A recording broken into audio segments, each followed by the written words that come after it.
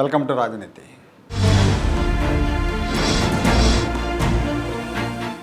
Pulivendula ZPTC ఎన్నికల్లో ఓడిపోయిన తర్వాత వైఎస్ఆర్ కాంగ్రెస్ పార్టీకి రేపు రాబోయే స్థానిక సంస్థల ఎన్నికలు సవాల్గా మారే పరిస్థితి ఏర్పడింది. రాష్ట్రంలో 13 ఉమ్మడి జిల్లాలుంటే కడప జిల్లాకు ఒక ప్రత్యేకత ఉంది. కడప జిల్లాలో గత 20 ఏళ్ళుగా అంటే 2004 నుంచి ఈ కడప జిల్లా వైఎస్ కుటుంబ కోటగా మారిపోయింది. అక్కడ వేరే పార్టీ గెలిచే అవకాశం లేకుండా కంచుకోటగా మార్చుకున్నారు. మొన్న 2024 ఎన్నికల ముందు వరకు కూడా ఏ ఎన్నిక జరిగినా తెలుగుదేశం పార్టీ నామమాత్ర పోటీ ఇచ్చింది. 24 ఎన్నికల్లో మాత్రం మొత్తం తిరగబడిపోయింది. 10 అసెంబ్లీ సీట్లలో 7 సీట్లు తెలుగుదేశం పార్టీ గెలుచుకుంది. పులివెందుల్లో జగన్మోహన్ రెడ్డికి 2019లో వచ్చినంత మెజారిటీ రాకపోయినా భారీ మెజారిటీనే వచ్చింది. కానీ ఆ తర్వాత మొన్న జరిగిన పులివెందుల జడ్పీటీసీ ఉప ఎన్నికలో వైఎస్ఆర్ కాంగ్రెస్ పార్టీ ఘోరంగా ఓడిపోయింది. డిపాజిట్ కూడా రాలేదు. దీంతో రాష్ట్ర వ్యాప్తంగా YSR Congress party cadre shock అయ్యారు. జనరల్గా అధికారంలో ఉన్న పార్టీకి ఉప ఎన్నికలు అడ్వాంటేజ్ అనుకూలంగా ఉన్న వైసీపీ పులివెందుల్లో ఓడిపోవడం అనేది షాకే. పులివెందుల్లో అంతటి పరాజయాన్ని జగన్మోహన్ రెడ్డి కూడా ఊహించుంటారు. ఆయన భార్య భారతిరెడ్డి ఇద్దరు కూడా దాన్ని ప్రతిష్టాత్మకంగా తీసుకున్నారు. అవినాష్ రెడ్డిని రంగంలోకి దింపి ప్రచారం చేయించారు. అయినా కూడా ఓడిపోయారు. ఆ ఎన్నికల్లో పోలీసు యంత్రాంగం చాలా గట్టిగా వ్యవహరించడం మూలంగా ఎన్నికలు ప్రశాంతంగా జరిగినాయి. ఓటింగ్కి అందరూ వచ్చారు. ఆ తర్వాత నుంచి వైసీపీ పోయిన ప్రతిష్టను తిరిగి నిలబెట్టుకునే ప్రయత్నంలో ఉంది. రేపు రాబోయే స్థానిక సంస్థల ఎన్నికల్లో కూడా కడపలో పట్టు నిలుపుకోలేకపోతే ఆ పార్టీ ఉనికి ప్రమాదంలో పడుతుంది. అందుకే ముందస్తు జాగ్రత్త చర్యలు మొదలుపెట్టారు. కడప జిల్లాలో మనం పులివెందుల ఎన్నికల సందర్భంగా ఉప ఎన్నిక సందర్భంగా విధి నిర్వహణలో గట్టిగా వ్యవహరించిన కలెక్టర్, అలాగే రాయలసీమ రేంజ్ డిఐజీ, ఇప్పుడున్న కడప ఎస్పీ వీళ్ళు ఉంటే రేపు స్థానిక ఎన్నికల్లో పప్పులుడకవు. స్థానిక ఎన్నికల్లో కూడా చావు దెబ్బతింటే అది జగన్మోహన్ రెడ్డికి రాజకీయంగా కోలుకోలేని దెబ్బ అవుతుంది. అందుకనే ఈ అధికారులని నయానో భయానో లోపరుచుకోవటం లేదా కడప నుంచి పంపించటం అనేది ఏదో ఒకటి చేయాలని డిసైడ్ అయినట్టు తెలుస్తూ ఉంది. పంపించాలంటే వాళ్ళు అధికారంలో లేరు. అందుకే లోపరుచుకునే ప్రయత్నాలు జరిగినట్టు తెలుస్తూ ఉంది. కానీ ఆ ప్రయత్నాలు ఫలించలేదు.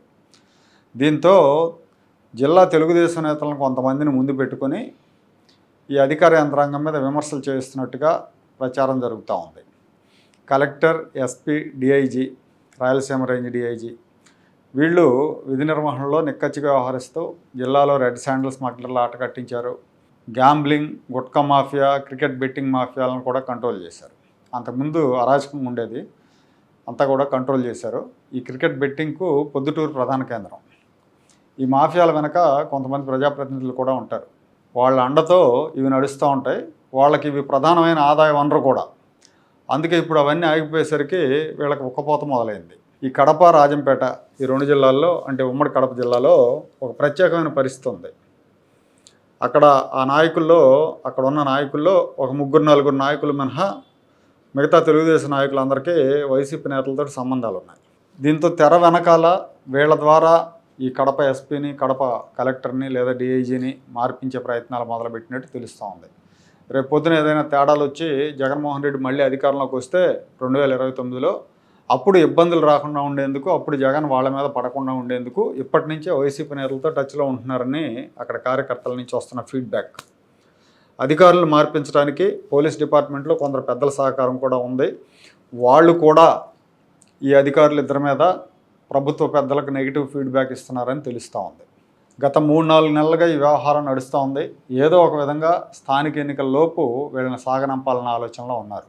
కడపలో జరుగుతున్న ఈ వ్యవహారాల మీద అధిష్టానం దృష్టి సారించాల్సిన అవసరం ఉంది. ఈ ప్రచారం నేపథ్యంలోనే మొన్న 2 రోజుల నాడు ప్రొద్దుటూరు ఎమ్మెల్యే వరదరాజిరెడ్డి గారు ప్రెస్ మీట్ పెట్టారు పోలీసుల మీద. ఆ ప్రెస్ మీట్లో జిల్లా పోలీసు అధికారుల మీద విమర్శలు గుప్పించారు. అలాగే పై స్థాయి పోలీసు అధికారులు కూడా వాళ్ళ మీద కూడా ఆయన విమర్శల బాణాలు రువ్వారు. హైదరాబాద్లో బంగారం వ్యాపారి ఒక ఆయన తనకు రావాల్సిన డబ్బులు ఇవ్వలేదని పొద్దుటూరు వ్యాపారి మీద కేసు పెడితే పొద్దుటూరు పోలీసులు ఇతన్ని కిడ్నాప్ చేసి డబ్బులు వసూలు చేశారు. దీని మీద వరదరాజిరెడ్డి తీవ్రంగా స్పందించారు. మనం బ్రిటిష్ పాలనలో ఉన్నామా, ప్రజాస్వామ్యంలో ఉన్నామా అని ఆయన ప్రశ్నించారు. అలాగే పోలీసులు సివిల్ గొడవల్లో తలదూర్చడం ఏంటి, పోలీసులు ఒకవేళ నిజంగా ఎవరిని కంప్లైంట్ ఇస్తే అరెస్ట్ చేయాలి కానీ కిడ్నాప్ చేయటం ఏంటని ఆయన ప్రశ్నించారు. ఈ సందర్భంలోనే ఎస్పీ స్థాయి అధికారి ఆ పై స్థాయి అధికారుల పాత్ర ఉందేమో అన్న అనుమానం కూడా వ్యక్తపరిచారు. సో ఇది ఒక రకంగా ఎస్పీని డిఐజీని టార్గెట్ చేయడం అనుకోవాలి, వాళ్ళ మీద చేసిన విమర్శ అనుకోవాలి. ఈ నియోజకవర్గంలో పొద్దుటూరు నియోజకవర్గంలో sub registrar, municipal commissioner, MRO వీళ్ళంతా కూడా సెలవు మీద వెళ్ళిపోయినట్టు చెప్తా ఉన్నారు. మహిళా డిఎస్పీ మీద కూడా ఆయన విమర్శలు గుప్పించారు. సో మొత్తం నియోజకవర్గంలో ఉన్న అధికారులందరినీ ఆయన టార్గెట్ చేసినట్టు అనిపిస్తూ ఉంది. గతంలో ఇదే జిల్లాలో ఇదే నియోజకవర్గంలో బెట్టింగ్ మాఫియా, కాల్ మనీ మాఫియాల మీద చర్యలు తీసుకున్నప్పుడు కూడా ఆయన ఇలాగే విమర్శలు చేశారు. అసెంబ్లీలో కూడా దీన్ని ప్రస్తావించారు. సరే, ఆయన సీనియర్ ఎమ్మెల్యే, పెద్ద ఆయన కూడా అధికార పార్టీకి చెందినవారు.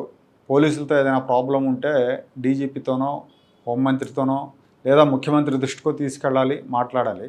అంతేగాని బహిరంగ ప్రెస్ మీట్ పెట్టడం అనేది అది ఒక రకంగా ప్రభుత్వ ప్రతిష్టను దెబ్బతీసే విషయం. దానివల్ల డిపార్ట్మెంట్కు, హోంమంత్రికి, ప్రభుత్వానికి ఇబ్బందికరమైన పరిస్థితి ఏర్పడుతుంది.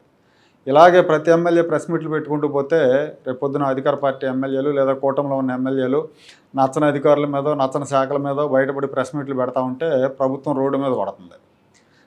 మరి ఈ వ్యవహారాల మీద జిల్లా మంత్రి, జిల్లా ఇన్ఛార్జ్ మంత్రి, జోనల్ ఇన్ఛార్జీలు, ప్రోగ్రామ్ కమిటీ వాళ్ళు వీళ్ళందరూ ఏం చేస్తున్నారో తెలియదు. ఆయన వరుసగా 2 ప్రెస్ మీట్లు పెట్టారు. మరి కడప, రాజంపేట జిల్లాల్లో ఈ అధికార పార్టీలో జరుగుతున్న తెరచాటు వ్యవహారాల మీద చంద్రబాబు నాయుడు గారు దృష్టి సారించాలి.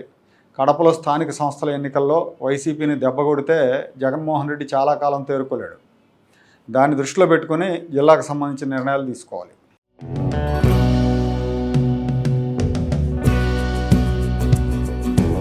Like, share and subscribe to Rajaniti channel.